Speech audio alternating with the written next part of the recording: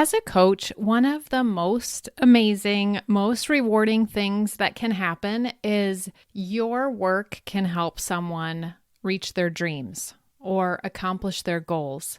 And in this episode, Joy Gardner is going to share her dream and how she reached it. And it's such a beautiful story for her, but also as I listened to her talk and share how she got organized and how she now believes she can accomplish anything. It's so inspiring, and I wanted to share it with you. And then think about what your dream is, what your goal is, and if it is to get organized in any area of your life, I want to invite you to join us in Organized Life Academy in 2024. The doors are open right now for enrollment. All the details are on the sales page, and that is linked below, or go to simplysquaredaway.com/2024, 2024. And I also want to let you know of one more workshop. It is tomorrow. It is 3 pivotal secrets to take your home from chaotic to organized. It's one of my most attended master classes, so you want to be a part of it. Registration link is in the show notes. It's also easy to access in my Instagram bio to register for that class. And let's get into this week's episode with Joy Gardner. Are you ready to work less, feel more organized and productive, streamline repetitive tasks, and implement systems that allow your coaching business to run smoothly even without you? If so, you're in the right place. Welcome to the Organized Coach Podcast, your go-to source for practical tips and solutions. I'm your host, Tracy Hoth, professional organizer, certified life coach, simplifying expert, and most of all, down-to-earth fellow coach just like you. No matter if you think you're missing the organizing gene, have ADHD, or just love anything organizing, I'm here to help you become an organized coach with a business that works for you. Pull up a seat and let's get started.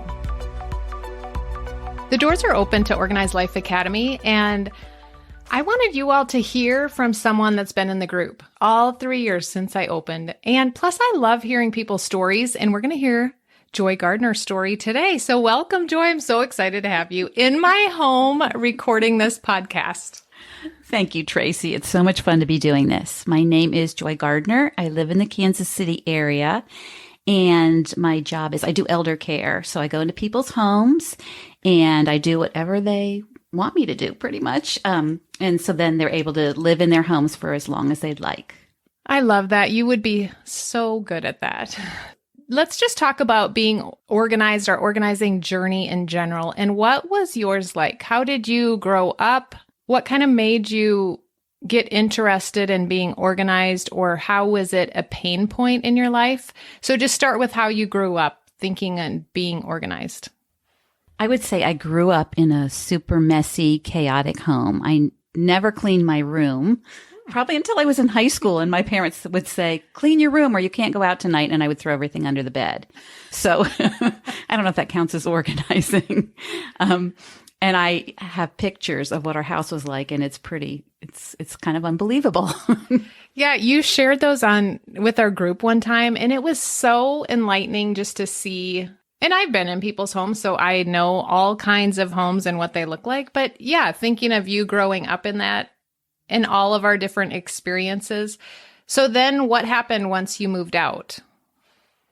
I was still very messy. As a child, I never made my bed. Like I said, or I didn't clean my room. I really didn't do anything. I wasn't taught how to clean, and I don't think I had a desire to. It just wasn't. Yeah. I was so used to living in a mess that it was fine with me. Then when did it not become fine? Okay, I moved in with a girlfriend, and then it wasn't fine anymore because she was super clean and tidy and organized, and I wanted so much to be like her and not live in chaos all the time. And being disorganizing was affecting my job, I would say for sure. So I always knew that I needed to be more organized. So did it bug her? Like, I think about her seeing you live in a mess, or was it more that you just desired what she had? Yes, it bothered her for sure. Because she grew up in a spotless home. We were family friends. And so she'd never seen such a thing. We didn't invite people into our bedrooms, probably just the main few rooms downstairs. So I think she was probably horrified at the amount of stuff I had all thrown into one room and that I never seemed to get it together. So how did that make you feel, like when you were not getting it together, as you called it? A failure for sure. I think I would probably say, what's wrong with you? Why can't you organize yourself? But I truly didn't have a clue on what to do, but it didn't make me change. But I had a deep desire to have things orderly and neat and tidy. Then you got married. And then what happened? Okay, so when my husband and I met, we had seen each other's rooms. We lived in the same condo building. Okay. We lived around the corner from each other, and it was chaos. So both of you were messy, as you would call it. What would you call it? Messy? Yeah, let's call it messy. That's a nice word for it. We were both very messy and disorganized. So when we got engaged, we bought a 3-bedroom house. So one was the master bedroom. Then he had one of the other rooms as his office, so-called office. And I had the other. And you would laugh at those rooms if you could see them. I don't know if I have pictures. So they were all 3. Neither one of you were better than the other. No. I would say we were equal to some extent, although I like stuff. I collected stuff, super sentimental. So he had pictures. I saved everything my children touched. I mean, it's pretty extreme. But I desired to change. I really wanted that. And I don't know that was his thing. He likes neat and tidy. He really does. But he doesn't have he just feels differently about it. That's a concept I've talked about before, I think on the podcast even, about your clutter tolerance. So if you tolerate a lot of clutter, your clutter tolerance would be high. So both of you had a high clutter tolerance. And that's interesting in relationships. And if you're listening, you could think about that in your own relationship. One person might have a really low clutter tolerance, and it really bothers them that the other person doesn't. And so then it causes lots of problems. But it sounds like you were both okay. You just had this deep desire to change. What helped you change, or what did you seek out to try to change? So I bought every organizing book I could get my hands on because I was determined. And these people had wonderful plans, and I tried so many of them. I really did. But nothing seemed to really click, to tell you the truth. I'd try one system and then I'd go on to the next. And so I had a huge collection of organizing books that I had read. And that was one of my dreams, really, was to be organized. So every January I would want to make resolutions, and I would say, this is the year that I want to get organized finally. But I really didn't know how to get there, even though I'd read all those books. For some reason, I just wasn't able. And I enrolled in your course. And I thought, well, this looks kind of fun. And I'd heard you speak once. So I thought, I'll try it. I'll try anything. Well, that's right. I was trying to think of where we found each other. So you heard me speak at... it was a women's retreat. A girlfriend had invited me last minute, said there was an extra spot. And did I want to come? And you were hysterical. That's right. The person I used to do the podcast with, my friend Shelly, and I were the speakers, and we did the goofiest skits, and I don't even know what we talked about, but it was so fun. So you saw me there speak, then you got on my email list, and you saw my course. My first course was Chaos to Order, and you were the first member, like one of the first groups that went through it. What helped with that? Okay, to be honest, I actually went through it a few times before I could make it. But one week you challenged us and you said, think of an area that's bothering you the most and make a goal for the week. And I told you my storage room couldn't be done in a week, but you said, well, pick something you can do in a week. And I picked a closet, and I could do it. I was shocked. You walked us through how to, or like what to think of while you were cleaning and what to do. And I was shocked at the end of the week. That closet had never been cleaned, and it was cleaned, and I knew where everything was. And so the next week, the same thing happened again. And you became the best student in the class. That was so fun that you got to do that, and you realized, and because I know it's because thoughts we're thinking, it's because of beliefs we have about ourselves and our abilities. Do you remember any of those specific beliefs? Okay, I still have the Post-it on the wall in that room, and it says, look for adventure and fun, and that just got me in the right mindset. And once I had done one closet, I did another the next week, and I thought, okay, this is amazing. Finally, I can get something done. And so I was all in for Organized Life Academy. Yeah, because then you did a little one-on-one coaching with me too. Mm-hmm. But you were the founding member of Organized Life Academy. And through that, what are some of the things that you're learning or you have learned? I would say the one that's helped me the most was mindset. I didn't realize how hard I was being on myself, and that wasn't getting me anywhere, even though I thought maybe it would. Yeah. Scolding myself or whatever. The mindset really changed it for me. And just seeing that there was an actual possibility was life-changing in a way, because before I had no hope, really. It sounds kind of dramatic, but now all of a sudden I could do it. I had hope, and it was amazing. And we've done all sorts of different things in Organized Life Academy. We went room by room one year. We've had different mindset themes. We've had guest speakers. Tell us some of the things that you've accomplished. Like, what areas of your home have you organized in the past 3 years? Well, I think I did a different room every month. So the garage, the master bedroom, really every room that we covered, I was all in and so excited. We planned at the beginning of the month. And so kind of the same thing. It was hopeful, and there was a group of people doing it together in a way that were all supportive, and they all understood what it was like. That's so true. And you were always there, vulnerable, sharing what you were working on. And I remember you put pictures of your storage room, your attic space maybe. And I think it inspired everyone. And you would post pictures of the progress you were making. It was so good. That's very nice for you to say. I kind of felt like, why not? I'm in this group of people. Why not show them what it's really like? And the pictures of the storage room, I don't even know if you would know it was a storage room. It was, and the storage room isn't perfect, but it is fantastic compared to the way it was. Now, what's changed about your mindset? So what you believed before was that you're a mess, it's impossible. Show us the difference between what you thought before and kind of what you're believing now. I would say in some ways I felt stuck. I would just tell myself, oh, look at that. You can't do that.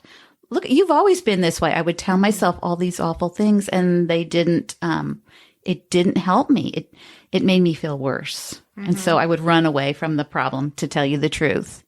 Now I kind of feel like there's hope no matter what. And now that you've taught us the tools, I'm like, wait a minute, I can do this. I can get through this. And then you just follow the steps. Mm-hmm. Yes, follow the steps. And also posting pictures and knowing that in a few weeks, people are going to expect another picture. That motivates me to move. And one of the cool things you did was you got with another member in our group and became accountable and started meeting with her, I don't know, semi-regular basis, and just recently went and visited her. That was super helpful. So if there was a challenge that was really hard for me, I would tell her, here's what I want to do. I would send her pictures, and then she would give her opinions, maybe, and encourage me. And then I knew, okay, the next time we talk, I need to tell her what I'm doing or show her something. And it just became extremely positive. What would be your advice or something you would say to someone who wants to, in quotes, get more organized? I can't say enough about Tracy and this program, because you can even ask my husband. He would be the one who would notice the most. He was shocked, I think, at how much better the house looks and how much stuff has left our house. Oh. The program and the mindset really work.